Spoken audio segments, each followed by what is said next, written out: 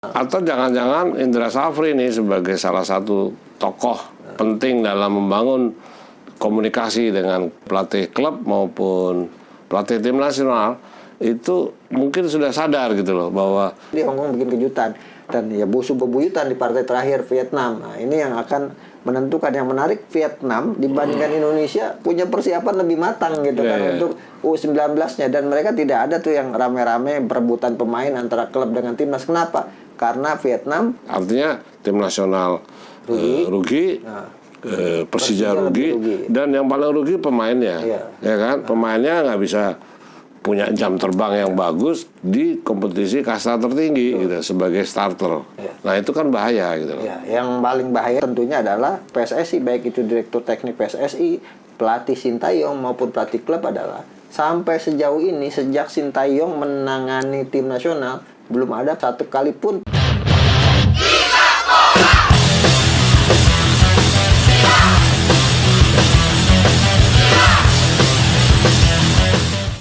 Bravo Cocomel Channel. Saya Erwiantoro bersama Akmal Mahali di Cafe Gilbol masih asik ngomongin sepak bola yang selalu bermasalah. Cocomel Channel beruntung karena PSSI selalu bermasalah. Ya kan? Jadi kita menjadi lawan tangguh buat pengurus PSSI. Tapi harusnya PSSI santai aja. Kali ini nih ada peristiwa yang bertolak belakang dengan konsep misi visi PSSI nih. PSSI sebelum kompetisi Liga 1 sudah berteriak agar pemain-pemain muda dikasih waktu bermainnya lebih. Kalau bisa jadi starter. Kalau bisa tim inti, bukan starter saja tapi tim inti. Dan perintah PSSI itu dijalankan banyak klub nih. Tetapi ketika dia membangun program, ini sepertinya tidak berkomunikasi dengan baik dengan Sintayong. Saya nggak tahu waktu komunikasi ini stuck, ini Indra Safri sebagai direktur teknik tim nasional Indonesia ini di mana, tidak bisa menjembatanin atau cari proyek sendiri, ya kan? Atau saya nggak tahu. Tapi intinya ketika Sintayong minta 5 pemain, karena di berita di medsos itu selalu penekanannya adalah 5 pemain Persija yang benar-benar ditaksir sama Sintayong untuk masuk. Tadi sepertinya di kontradiksinya tuh PSSI meminta semua pemain dapat jam bermain di semua klub, tetapi ketika Sintayong minta, klub tidak dikasih. Sementara pemain itu jadi hebat, itu kan hasil dari kompetisi. Kompetisi masih berjalan, tapi pelatnas dijadwal buru-buru karena tanggal 14 sampai tanggal 18 September ini ada kualifikasi Piala AFC U20 yang akan memilih 4 wakil Asia. Nah ini menurut Akmal nih problematik PSSI yang selalu bermasalah.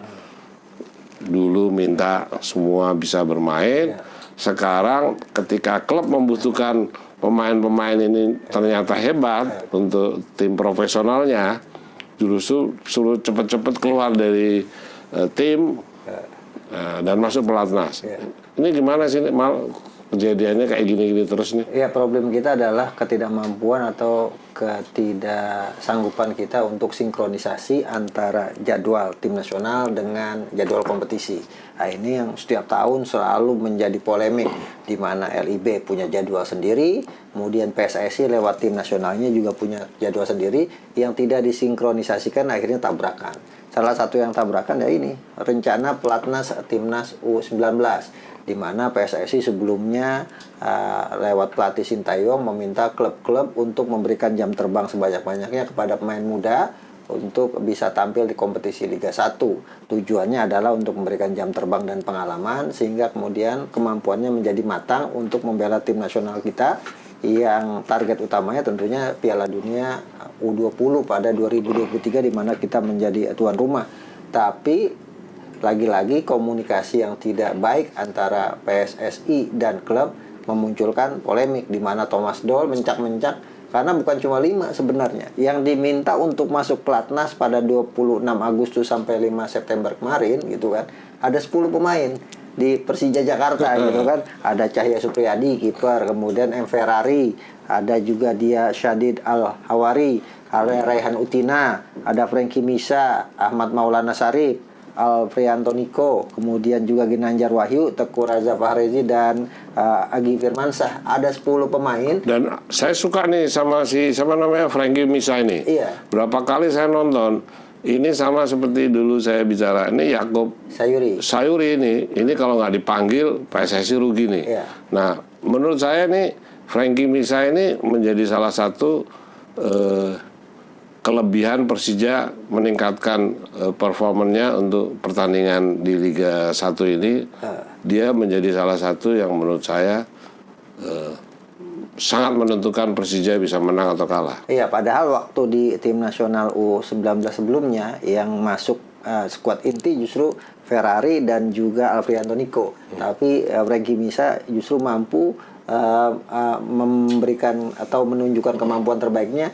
Lah lagi-lagi di saat Thomas Doll yang pegang gitu. Yeah. Artinya memang ada pemain di mana dapat pelatih yang cocok maka dia akan keluar kemampuan terbaiknya, termasuk tadi Yakub Sayuri dipegang oleh Tavares, Fernando Tapa akhirnya muncul kemampuan terbaiknya. Nah ini yang kemudian membuat Thomas Doll berang. Kenapa? Karena Persija lagi bersaing di kompetisi, sementara setidaknya ada 3 pemain yang menjadi pemain pilar utama di tim Persija saat ini, yakni Frankie Misa, kemudian juga Ferrari, dan juga Alfrianto Niko. Nah kemudian harus ikut pelatnas di saat Persija juga akan bertanding. Nah, ini yang kemudian membuat Thomas Doll sangat marah dan kecewa sekali.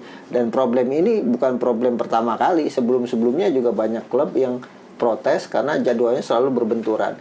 Yang menjadi problem yang harus diantisipasi oleh PSSI, baik itu Direktur Teknik PSSI, pelatih Sintayong maupun pelatih klub adalah sampai sejauh ini sejak Sintayong menangani tim nasional belum ada pun satu kali pun pertemuan dengan seluruh pelatih untuk setidaknya menyamakan visi misi, misalnya misi fisik seperti apa, stamina seperti apa, FO2 pemain seperti apa, strategi bermain seperti apa gitu kan, kemudian termasuk misalnya kedisiplinan seperti apa, sehingga ketika para pemain masuk pemusatan latihan, Sintayong tidak lagi mengulang dari awal, tapi sudah berlanjut karena programnya terukur antara di klub dengan di tim nasional. Atau jangan-jangan Indra Safri ini sebagai salah satu tokoh penting dalam membangun komunikasi dengan pelatih maupun pelatih klub maupun pelatih tim nasional itu mungkin sudah sadar gitu loh bahwa yang sekarang baru 8 minggu saja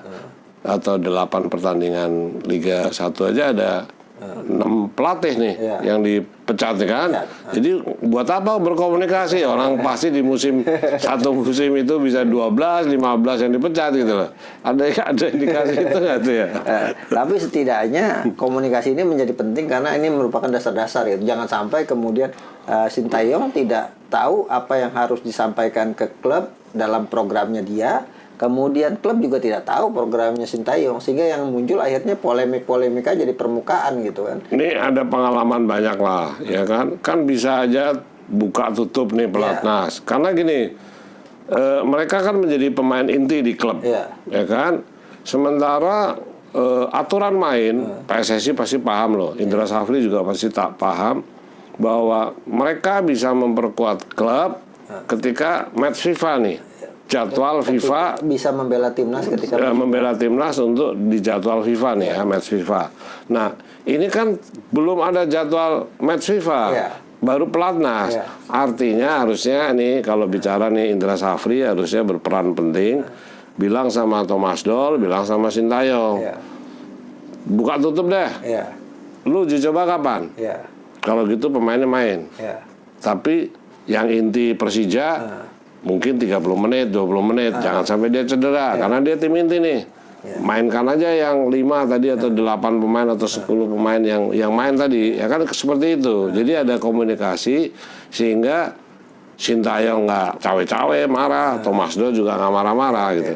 Ini kebetulan aja dua-duanya punya jam terbang di kelas dunia gitu Ya, loh. belum lagi nanti ada Luis Mia di Persib Bandung. Betul, gitu kan. kayak gitu. Iya, kalau kemudian ada pemain Persib Bandung yang dipanggil seperti pemain Persija 10 pemain, bisa jadi Luis Mia juga akan mencak-mencak seperti Thomas Doll. Problemnya apa? Ya itu komunikasi, karena komunikasinya tidak lancar antara pelatih di klub dengan di timnas.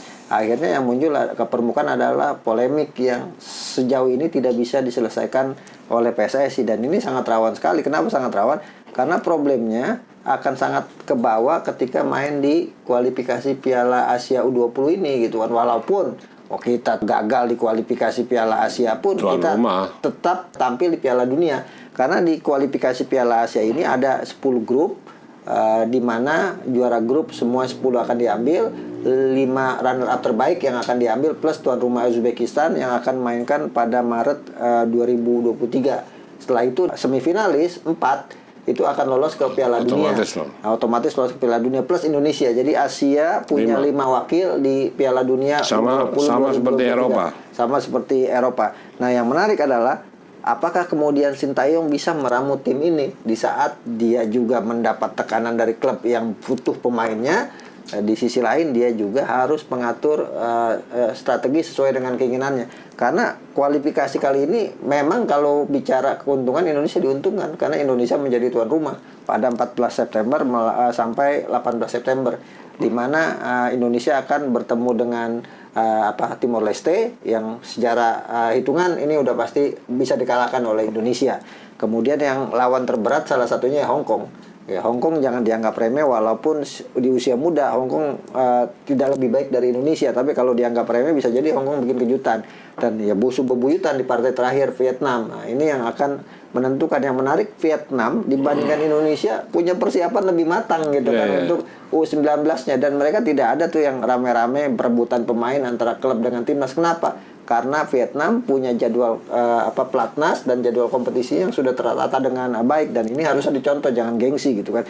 Vietnam sejak 22 Juli bahkan sudah melakukan pelatnas dan melakukan turnamen segi 4 dengan Myanmar, Malaysia dan Thailand untuk persiapan kualifikasi Piala Asia ini. Itu sementara Indonesia sampai sekarang persiapannya belum kelihatan, bahkan lawan uji cobanya siapapun sampai sekarang belum ketahuan. Paling-paling ya lawan uji cobanya klub-klub lagi. Dan ini kan yang akan menjadi problem buat sepak bola kita, di mana target tinggi tapi rencana pelatnas tidak begitu matang. Saya tuh melihatnya gini, sederhana sekali. Dengan kasusnya pemain Persija yang dipaksa main di tim nasional untuk pelatnas dan habis itu di penyisian, itu sebetulnya yang dirugikan semuanya. Tim nasional dirugikan karena kalau mereka cedera, otomatis turunannya yang dirugikan Persija. Mereka pemain inti di Persija, Persija otomatis juga nggak bisa maksimal. Kompetisi di Persija artinya target dia mau juara, mau masuk ke bursa saham, itu terganggu hanya karena pemain potensial dia cedera waktu masuk tim nasional. Artinya tim nasional rugi, Persija rugi, dan yang paling rugi pemainnya, ya kan? Pemainnya nggak bisa punya jam terbang yang bagus di kompetisi kasta tertinggi gitu sebagai starter. Nah, itu kan bahaya gitu. Yang paling bahaya juga tentunya adalah masa depan atau pertaruhan nama besar Sintayong ini gitu kan. Di mana-mana katanya Sintayong ini target utamanya adalah mengantarkan Indonesia untuk berprestasi di Piala Dunia U20 yang akan digelar 2023. Tapi kualifikasi Piala Asia ini juga menjadi penting karena ini merupakan sasaran antara menuju Piala Dunia.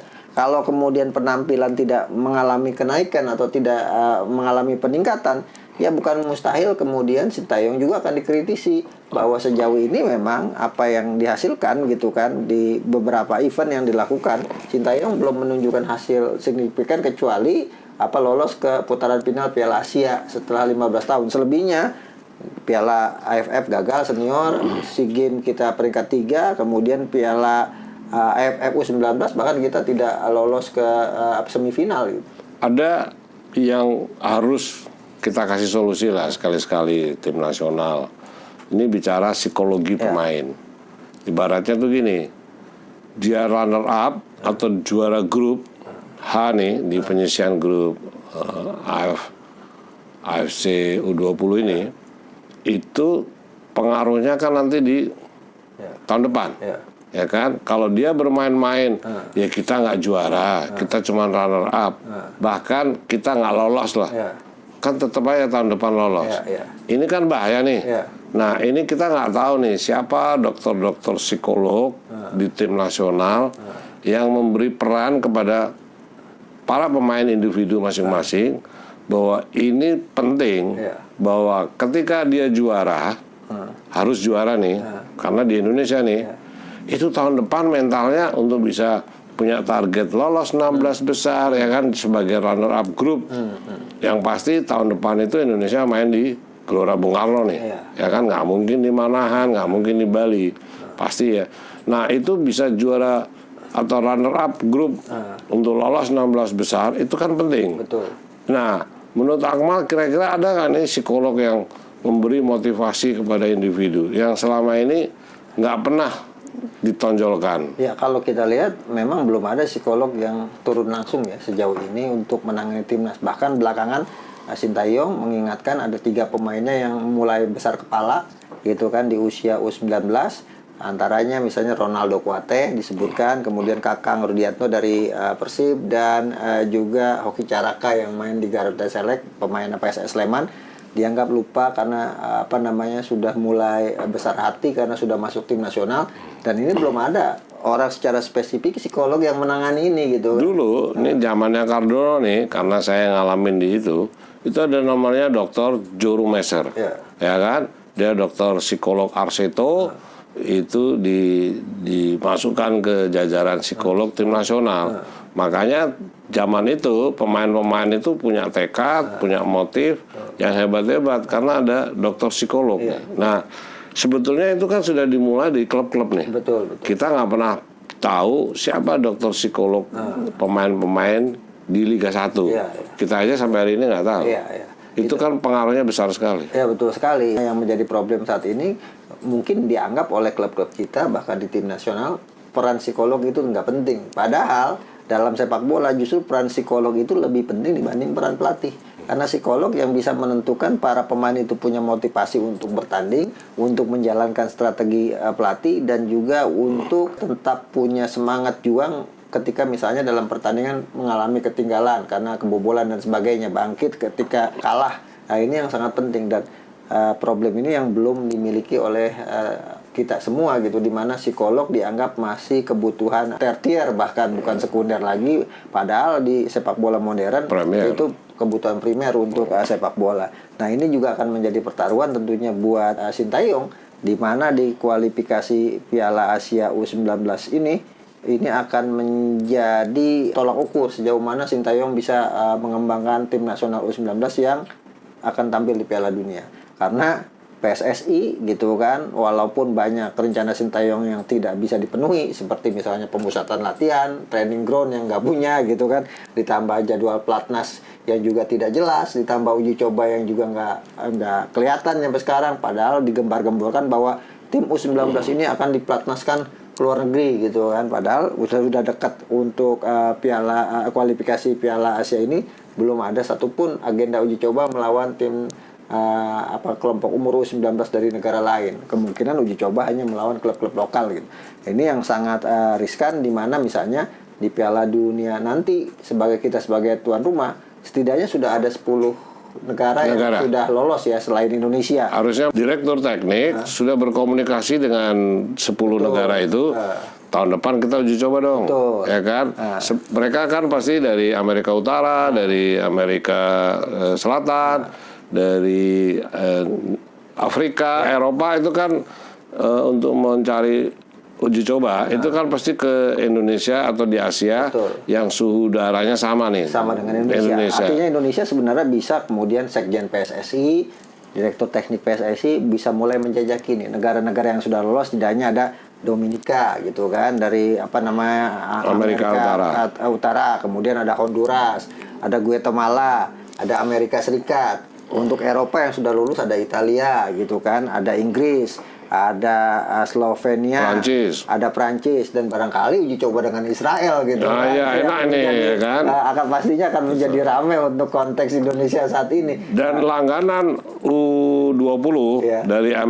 dari Afrika, jangan salah. Iya. Nigeria, Ghana, Kamerun, Iya. itu gila-gilaan. Itu sudah berapa kali dia juara dunia. Betul. Kira-kira kayak gitu lah. Iya, ini artinya PR ke depan buat kita bahwa selain soal sinkronisasi jadwal Platnas Timnas dengan jadwal kompetisi, yang paling penting adalah bagaimana tim nasional kita dipersiapkan dengan matang untuk menghadapi event, bukan cuma sekedar rencana, program, target yang tinggi, tapi pelaksanaan persiapannya tidak matang dan nabrak-nabrak. Nah, ketika persiapan nabrak-nabrak, maka jangan pernah berharap tim nasional kita bisa berprestasi. Timnas berprestasi kuncinya cuma dua. Yang pertama adalah pembinaan yang hebat dan tentunya kompetisi yang sehat. Adios, Cocomeo Channel.